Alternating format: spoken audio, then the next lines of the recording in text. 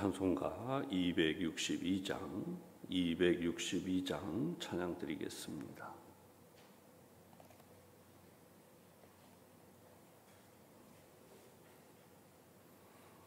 찬송가 262장 찬양입니다.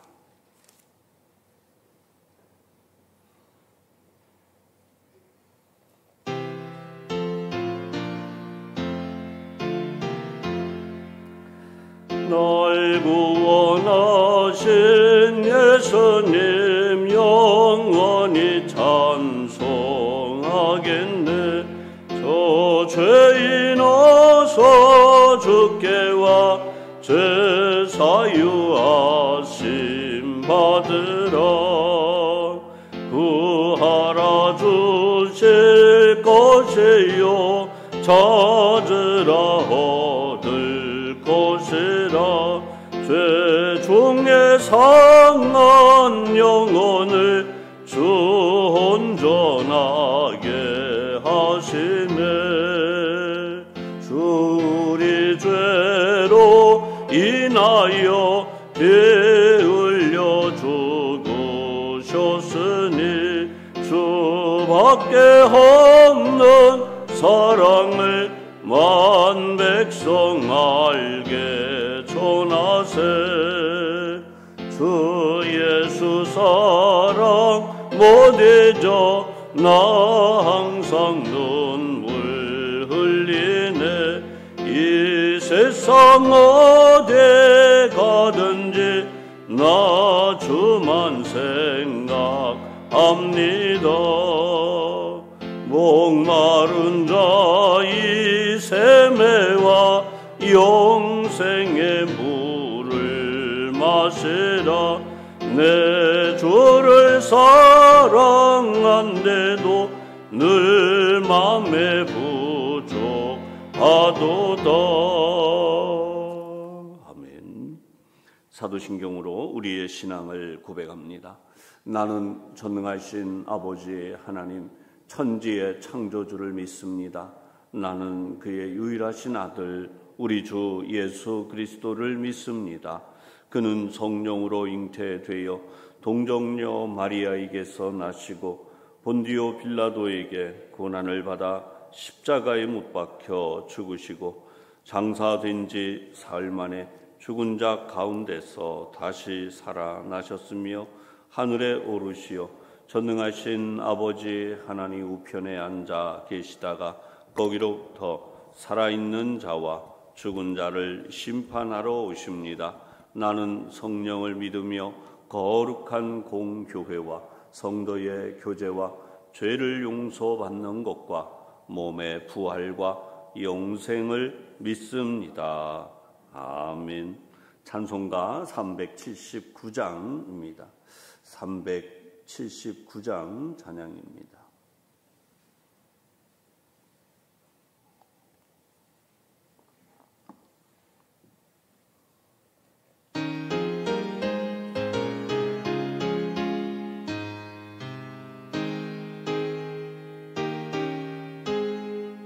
내 갈 길 멀고 밤은 깊은데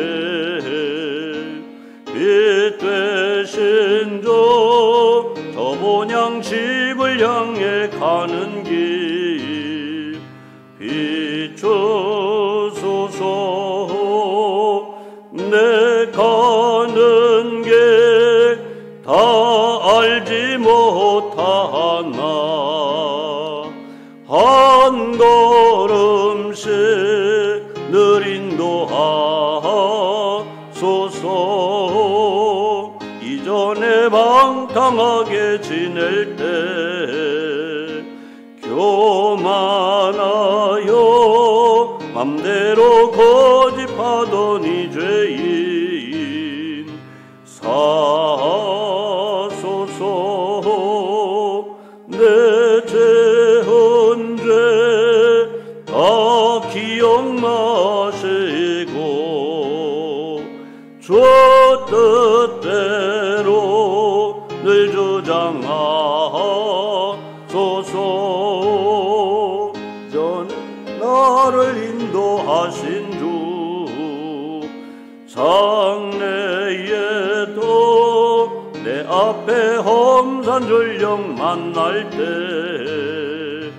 도소서 밤새 나고 저 밝은 아침에 기쁨으로 내 주를 만나리.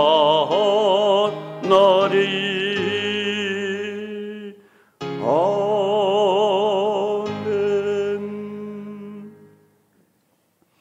오늘도 이 새벽 하나님의 크신 사랑과 은혜를 주시기 위하여 저희들을 주님 품 안에 평안히 쉬게 하신 다음 이 새벽을 깨우며 주님의 집에, 우리 아버지 집에 달려 나올 수 있는 귀한 은혜 주심에 감사를 드립니다. 오늘도 이 자리에 모인 저희들에게 하나님의 사랑과 은혜를 부어 주옵소서.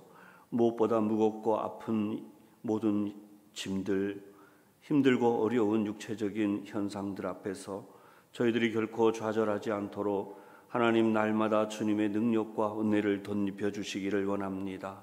하나님의 주시는 세임과 능력을 통하여 이 세상을 살아가는 동안 하나님의 자녀라 하는 하나님의 백성된 이 모든 은혜와 또 하나님의 주시는 풍성한 복을 받는 믿음의 삶을 이어갈 수 있도록 은혜를 내려 주옵소서.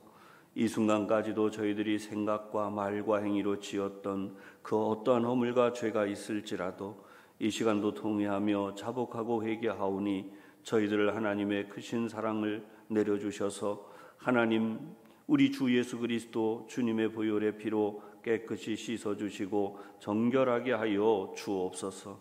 믿음을 가지고 하나님의 자녀로 살아가는 삶이 오늘도 능하게 하여 주셔서 모든 악한 세력들, 어둠의 세력들, 원수 사단의 시험을 다 물리쳐 주셔서 믿음의 삶을 잘 살아가는 저희들이 되기를 원합니다. 아버지 하나님을 온전히 바라보는 믿음이 되고 날마다 성장하여 그리스도의 형상을 닮아가는 저희 모두가 되게 해 주옵소서. 전교인 77주년 수련회를 놓고 주님 앞에 기도하며 준비 중에 있습니다. 하나님께서 은혜와 사랑을 더하여 주셔서 이 일이 하나님 앞에는 영광이요 또 주님께서 친히 주장하여 주셔서 저희들에게 풍성한 은혜 중에 시작하게 하시고 더 놀라운 은혜의 결실로 또한 열매를 맺을 수 있도록 인도하여 주옵소서. 한 가정도 한 영혼도 빠짐없이 하나님 앞에 모두 모여 크신 사랑과 은혜를 받는 귀한 시간 되게 하여 주시고 추진위원장님을 비롯한 이 일을 맡은 모든 분들에게 하나님의 사랑과 은혜를 덧입혀 주옵소서. 오랜 기도의 제목들이 있습니다. 주님 앞에 드리는 기도의 제목들을 응답하여 주시고 간절히 병원에서 간구하며 기도하고 있는 이들 하나님께서 영육을 강건케 치료하여 주옵소서. 하나님 아버지 이 시간도 주님의 거룩하신 말씀 앞에 섭니다. 성령님 각자의 심령마다 친히 말씀하여 주시옵소서. 저희들의 이 새벽 예배를 받으시고 크신 은혜와 복을 내려주시기를 예수님 이름으로 기도하옵나이다. 아멘. 함께 은혜 받을 하나님의 말씀, 오늘은 구약성경 열왕기하 15장 13절에서 26절까지 말씀입니다. 구약성경 열왕기하 15장 13절에서 26절까지 말씀. 제가 가진 성경 587면입니다. 구약성경 587면. 다 찾으시면 말씀을 함께 힘차게 봉독하겠습니다.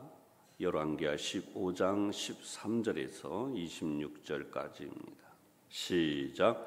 유다 왕 우시야 제39년에 야베스의 아들 살룸이 사마리아에서 왕이 되어 한 달 동안 다스리니라. 가디의 아들 무나힘이 디르사에서부터 사마리아로 올라가서 야베스의 아들 살룸을 거기에서 쳐 죽이고 대신하여 왕이 되니라. 살룸의 남은 사적과 그가 반역한 일은 이스라엘 왕 역대지략에 기록되니라. 그때에 무나임이 디르사에서 와서 딥사와 그 가운데 있는 모든 사람과 그 사방을 쳤으니 이는 그들이 성문을 열지 아니하였음이라. 그러므로 그들이 그곳을 치고 그 가운데에 아이벤 부녀를 갈랐더라. 유다 왕 아사랴 제39년에 가디의 아들 므나헴이 이스라엘 왕이 되어 사마리아에서 10년간 다스리며 여호와 보시기에 악을 행하여 이스라엘로 범죄하게 한 느밧의 아들 여로보암의 죄에서 평생 떠나지 아니하였더라. 아수르 왕 불이 와서 그 땅을 치려하매 므나헴이 은 1000달란트를 불에게 주어서 그로 자기를 도와주게 함으로 나라를 자기 손에 굳게 세우고자 하여 그 은을 이스라엘 모든 큰 부자에게서 강탈하여 각 사람에게 은 50세겔씩을 내게 하여 아수르 왕에게 주었더니 이에 아수르 왕이 되돌아가 그 땅에 머물지 아니하였더라.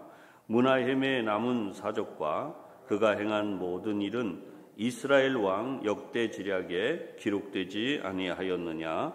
므나헴이 그의 조상들과 함께 자고 그의 아들 부가히야가 대신하여 왕이 되니라. 유다의 왕 아사랴 제50년에 므나헴의 아들 부가히야가 사마리아에서 이스라엘 왕이 되어 2년간 다스리며 여호와께서 보시기에 악을 행하여 이스라엘로 범죄하게 한 느밧의 아들 여로보암의 죄에서 떠나지 아니한지라. 그 장관 르말랴의 아들 베가가 반역하여 사마리아 왕궁 호위소에서 왕과 아르곡과 아리엘을 죽이되 길르앗 사람 50명과 더불어 죽이고 대신하여 왕이 되었더라. 부가히야의 남은 사적과 그가 행한 모든 일은 이스라엘 왕 역대지략에 기록되니라. 아멘. 오늘도 여기까지 말씀이 먼저 모두에게 큰 은혜가 되시기를 바랍니다. 오늘 말씀은 북이스라엘의 왕들이라는 제목으로 함께 은혜를 나누겠습니다. 성경 우리가 어제까지도 보아왔지만 열왕기하 13장에서 오늘 15장까지 이르는 동안엔 약 100년의 세월이 들어 있습니다. 그런데 이 100년 동안에 북이스라엘의 왕은 무려 11명의 왕이 등극을 합니다. 그런데 이 등극이 결코 순탄한 것이 아니에요. 소위 왕들이 계속해서 반역을 했고 이 반역이 결국은 하나님께서 이들에게 마지막으로 주셨던 이 북이스라엘의 돌이킬 기회였다는 거죠. 그래서 이 본문의 내용이 반복적으로 나오고 있는 내용, 계속 나오는 내용이 바로 이 오늘 본문 열왕기하 15장 18절에 나오는 그 말씀이죠. 그래서 여호와 보시기에 악을 행해서 결국 평생 여로보암의 죄에서 떠나지 않았다. 이게 반복이 돼요. 북이스라엘을 평가하는 가장 안타까운 평가의 내용이 이 여로보암의 죄입니다. 죄의 뿌리를 굳이 이야기하는 분들이 있는데 사실은 우리가 흔히 이야기할 때 전염병 또는 우리가 얘기하는 질병들 가운데 뿌리 깊은 병이 있어요. 절대로 그 뿌리를 다 제거했음에도 또 되살아난 아주 안 좋은 악성 질병과도 같은 무서운 죄가 바로 이 우상 숭배라는 거죠. 우리가 이 성경을 읽을 때 설마 뭐 그렇게까지 이런 생각을 하기 쉽습니다. 그런데 여러분, 우리가 왜 힘들어하느냐? 사단이요, 마귀 역사는 아무리 우리가 경계를 해도 결코 지나침이 없습니다. 그래서 그 뿌리는 우리가 생각하지 못할 정도로 오늘 성경이 그렇다. 새로운 왕들이 왜 일어났을까라고 하는 면을 먼저 생각한 다음 오늘 이 본문을 생각해 보겠습니다. 여러분, 오늘도 이 성경을 보면 새로운 왕이 왜 일어났느냐라고 하는, 소위 말하는 반역을 일으켜요. 쿠데타라고 하는 말도 사용하죠. 밑에 장군들입니다. 대부분 장군이 왕을 죽이고 자기가 왕이 돼요. 왜 이렇게 했느냐? 단순히 권력욕이냐? 그렇지 않다는 거죠. 북이스라엘의 이 10지파의 지도자들이 어리석은 사람들이 아닙니다. 여기에는 굉장한 비밀이 있는데 우리 흔히 이야기하는 첫 번째 상황이 뭐냐? 군대입니다. 군대. 강력한 군사력.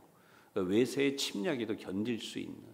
두 번째가 경제력이에요. 우리는 현재 우리가 사회가 굉장히 좀 많이 발전한 사회에 살다 보니까 뭐 정의, 공평 뭐 이런 얘기하는데 가난하고 정말 힘든 나라에는요 다 필요 없고 우선은 먼저 먹어야 되니까요. 경제가 먼저예요.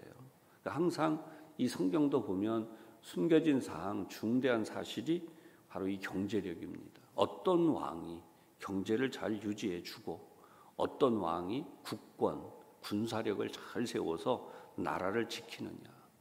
그래서 서로 경쟁적으로 더 뛰어난 인물, 더 뛰어난 왕들이 다스리는 그런 굳건한 나라를 세우고자 했다라고 하는 거죠. 앞서 설명을 드렸지만 약 100년간 11명의 왕이 이렇게 열심을 다해서 그들 나름대로는 통치를 내가 한다면 더 잘할 텐데 이제 이래서 무리지어서 이 반역, 모반을 하고 결국은 왕이 돼요. 근데 그 왕이 또다시 그 다른 왕에게, 그러니까 여기는 예후의 왕조 이후에는 거의 그 아들이 세워지는 예는 드뭅니다. 오늘 본문에도 지금 나오지만 계속해서 반역이 일어나고 간신히 자연사를 하고 그 아들이 뒤를 이었지만 또 그 뒤에 왕이 또 반역을 해서 일어나게 되는 내용이에요. 그런데 성경은 이 부분을 뭐 경제력이라든지 군사력이라든지 뭐 이런 얘기는 하지 않아요. 딱 한 가지 얘기합니다. 하나님이 미워하시는 죄, 우상 숭배에서 떠나지 않았다. 이 사실을 그 당시 사람들은, 이 왕들은 중요하게 보지 않았다는 거예요. 왜 이게 반복됐냐? 그들에게는 이게 문제거리로 여겨지지 않았다는 것입니다. 여러분, 우리도 마찬가지입니다. 오늘 우리가 어떤 때는 내가 정말 하나님의 복을 받고 더 잘 됐으면 좋겠는데 그 생각을 하지 않는 이가 없죠.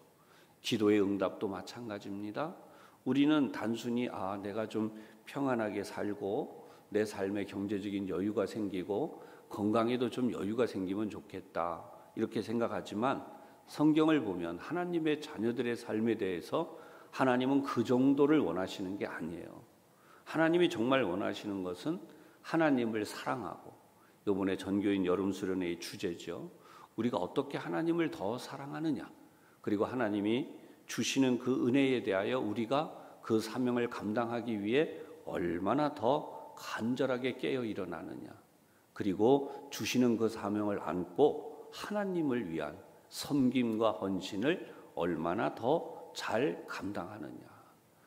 나를 기준으로 한 데서 하나님을 기준으로 한 대로 점점 변해가기를 원하신다는 거예요. 할렐루야. 우리 기준의 신앙의 모든 것은 내가 아니에요. 하나님이에요. 하나님이 나를 어떻게 보시나. 여기에만 눈이 떠진다고 해도 우리는 엄청난 사단의 시험을 물리칠 수 있습니다. 그래서 오늘도 이 말씀을 보면서 우리는 이 세상 또는 내가 기준이 아니라 하나님이 원하시는 것, 하나님의 뜻이 기준이다 라고 하는 사실로 오늘 본문의 말씀들을 잠시 생각하겠습니다. 먼저 우리가 보면 이 이스라엘 왕 살룸에 대한 기록이 나오죠. 북이스라엘의 왕 이 세 명의 내용이 오늘 우리가 함께 본 본문에 나오는데요. 13절을 먼저 봅니다. 유다 왕 우시야 제39년에, 이 말이 왜 나올까요? 이 남유다의 왕이 이렇게 39년 동안 통치했다는 거예요. 그런데 북이스라엘은 얼마나 다스렸나? 사마리아에서 왕이 되어서, 그래서 누가? 살룸이라는 인물이 사마리아에서 왕이 되어서 한 달 동안 다스렸대요. 그렇죠. 겨우 한 달 다스리자고 왕이 됐나? 뭐 3일 천하라는 말도 있으니까 3일간 왕이 되는 것도 대단하겠죠. 하지만 성경적으로 보십시다. 한 달이라는 거예요. 39년인데 이 살룸은 한 달이라는 거죠. 그래서 이 통치 기간이 한 달이다라고 한 이유가 뭐냐? 14절에 나와요. 가디의 아들 므나헴이 디르사에서부터 사마리아로 올라가서, 자, 우리가 성경을 보면 사마리아가 공통적으로 나오는데, 사마리아는 바로 북이스라엘에서는 예루살렘만큼 중요한 왕의 도시라고 하는 거죠. 여기가 바로 이 수도예요. 북이스라엘의 수도. 그러니까 사마리아에서 왕이 돼서 한 달을 다스리고 있었는데, 14절에 우리가 보는 대로 므나헴이라고 하는 인물이 이번에 등장을 해요. 한 달 만에 왕이, 지금 살룸이 한 달 통치하고 있는데, 여기서 므나헴이라는 인물이 디르사에서부터 사마리아로 올라갔대요. 이게 디르사가 어떤 곳이냐? 소위 말하는 위성 도시예요. 방어 도시. 그러니까 여기 지키라고 장관을 세워놨더니 이 장관이 벌떡 일어나서, 우리로 말하면 위화도 회군, 이성계가 고려의 신이었는데 위화도에 회군을 해서 자기 왕조를 세웠죠. 이씨 조선 왕조. 그러니까 여기도 똑같아요. 그래서 이 므나헴이 이제 올라갑니다. 그리고 살룸을 죽여요. 내가 이제 왕이 돼서 이 잘못된 세상, 이 무너진 세상 바로잡겠다. 이 나라를 부강하게 하겠다. 그래서 올라가서 왕이 됩니다. 그것이 이제 14절의 내용입니다. 자, 그런데 이 16절의 내용으로 건너가겠습니다. 16절의 내용을 좀 봅시다. 어떤 내용이 나오나? 그때의 므나헴이 디르사에서 와서, 다시 나오죠. 딥사와, 이것은 이제 사마리아 성에 가까이 있는 도시였어요. 이 딥사와 그 가운데 있는 모든 사람과 그 사방을 쳤으니, 아니 세상에 선 왕이 이게 왕 같지 않다. 내가 진짜 가서 선정을 펼치겠다. 그리고 일어나서 왕으로 등극하려고 올라왔는데 어이없는 일이 생기죠. 더한 폭군이 돼요. 그래서 북이스라엘의 왕 중에 역사상 이만한 폭군이 또 있냐? 이제 폭군의 그 모습을 전형적으로 보여줍니다. 어떻게까지 했나 보세요. 모든 사방을 쳤다 이랬어요. 사람과 그 사방을 쳤다. 왜 이 표현을 썼나? 사람을 모두 죽였고요. 그 외에 주변에 나에게 조금이라도 반항하게 생겼다. 그런 느낌이 오면 모조리 다 죽였다는 거죠. 단순히 그 성 하나가 아니라 모두 다 쳐서 두고두고 자기를 반역할 인물이 나올 만한 사람은 싹을 아예 없앴다라는 얘기예요. 심지어 어떻게까지 했나? 아이벤 부녀를 갈랐다라고 했는데 성경은 단순하게 표현되어 있지만 이 원문의 내용을 보면요, 찢었다 또는 우리가 흔히 얘기하는 처참하게 살육을 했다라는 의미를 가져. 원문을 충실하게 설명을 해보면 갈기갈기 찢었다 이런 뜻이 돼요. 그래서 아이를 가진 여자들까지 그렇게 해서 뱃속의 아이들까지 다 죽였다는 뜻이에요. 참 끔찍하죠. 성경 보다 보면 어떻게 이런 인물이 나오나. 이 사람도 처음에는 내가 그런 폭군이 돼야지, 그런 사람은 아니었대요. 그런데 왜 폭군이 됐나? 성경에 보면 이유가 나와요. 16절 중간이죠. 이는 그들이 성문을 열지 아니하였습니다. 성문을 열지 않았다. 자기를 환영하지 않았다는 거죠. 그래서 그런 거예요.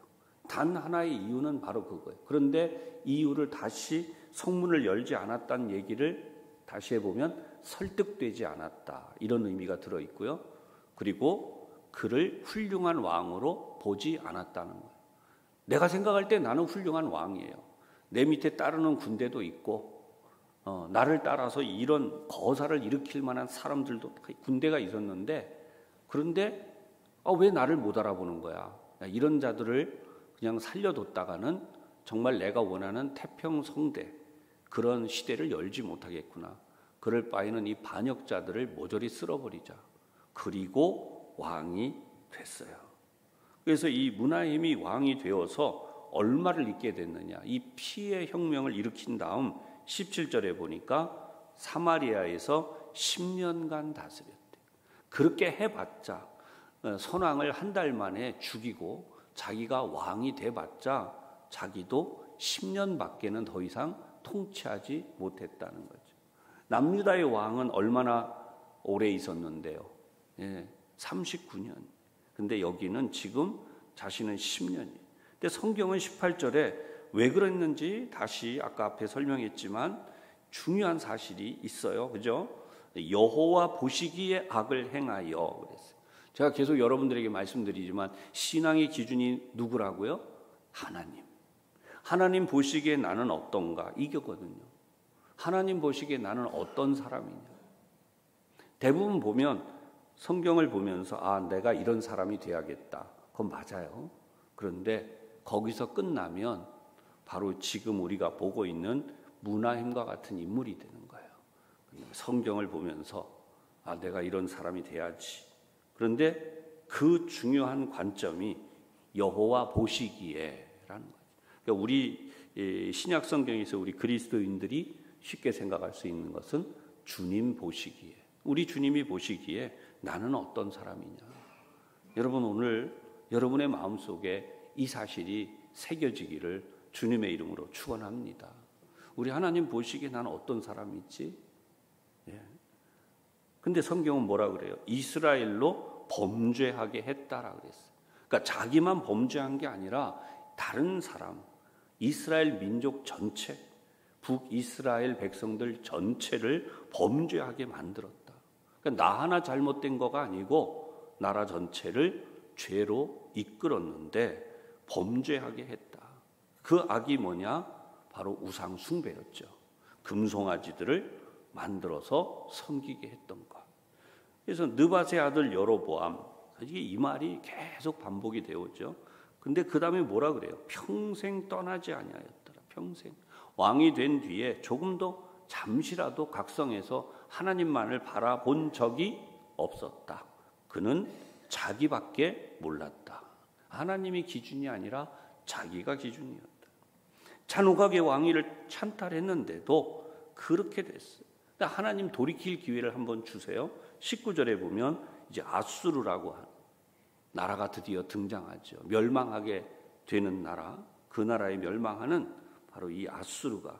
그래서 땅을 치려고 왔더니 은 1000달란트라고 해요. 굉장히 많은 돈이에요. 정말 도시 하나를 세울 수 있는 그런 엄청난 돈이었다 그래요. 이거를 어떻게 했나? 부자들에게 20절에 보면 큰 부자에게서 강탈하여 더 나쁜 왕이 됐죠. 은 50세겔씩을 내게 해서 아수르 왕에게 주어서, 다시 말하면 뇌물을 주어서 돌아가게 됐다. 그렇게 나와요. 그러니까 이런 상황이 벌어지니까 민심이 떠났겠죠.